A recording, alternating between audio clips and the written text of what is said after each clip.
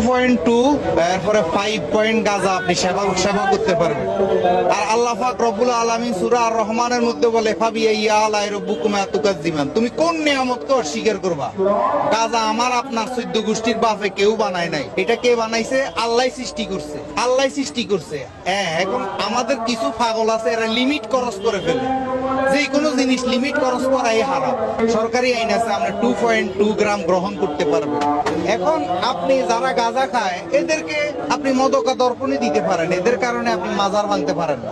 যেমন আমি একটা বিড়িও খাই না, কিন্তু গাঁজা যারা খায় এটা তার ব্যক্তিগত বিষয়, তার হিসেবটাই দিবে। আল্লাহ সৃষ্টি করছে, যদি একবারে নিষিদ্ধই হইতো তাহলে আল্লাহ তো বন্ধ করে দিতে পারে। আল্লাহ এটা সৃষ্টি করে কেন? আল্লাহ এই বর্ডার দিয়া বিডিআর, আর্মি, এসএসএফ, এই গ্র্যান্ড বোমা হামলা সব কিছুর বেড়ি বাঁধ পার করি এই গাঁজা কেন আমাদের কাছে পর্যন্ত পৌঁছে? নিশ্চয় এটা আল্লাহর কোনো ইশারা আছে। এটা তো আপনি আমার কোনো ক্ষমতা নাই, এটা আল্লাহর ক্ষমতা। এখানে একটা নারী, যে সুন্দর নারী, যে আমরা দুজন একসাথে যাচ্ছি, দুজনের পলক কিন্তু সেই নারীর দিকে যাবে, এটা আর শয়তান আদুল ইনসান, শয়তান তো মানুষের শত্রু, ধোঁকা দিতেই পারে। তো এই নারীর দিকে যখন চোখ যাবে তাহলে এটাকে কিভাবে আমরা হেফাজত? সুখের বিষয়, এটা আনন্দের বিষয়। একটা সুন্দর নারী আমার সামনে দিয়ে যাচ্ছে, তার সৌন্দর্য লাবণ্যতা দেখতে পারছি, আল্লাহ বলছে আমার সৌন্দর্যকে উপভোগ করো। তো একটা নারী যাচ্ছে, আমি তো এটা উপভোগ করবো, আনন্দের বিষয়। আল্লাহ তো বলছে সুন্দর জিনিস, কেন আমি কুখেয়াল করব না, আমি ওর দিকে কুখেয়াল করব না। আল্লাহ এর দিকে তাকাইয়া ভাববো যে আল্লাহ কত সুন্দর, আহা এই নারীটা এত সুন্দর।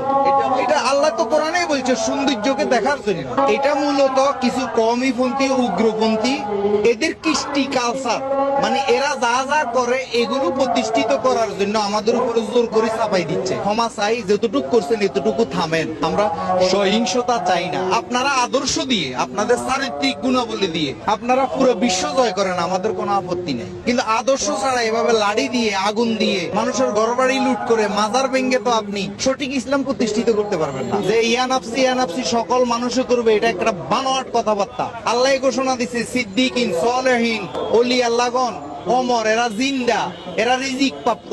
তাইলে এদেরকে মানুষের কাতারে পড়ে না, মানুষের কাতারে তারাই পড়ে। সূরা ফুরকানের 25 নাম্বার 27 নাম্বার আয়াতে আসছে, জালিমগণ কাল কিয়ামত দিবসে আফসোস করবে কেন একজন ওলির সাথে, রাসূলের সাথে সম্পর্ক করে নাই।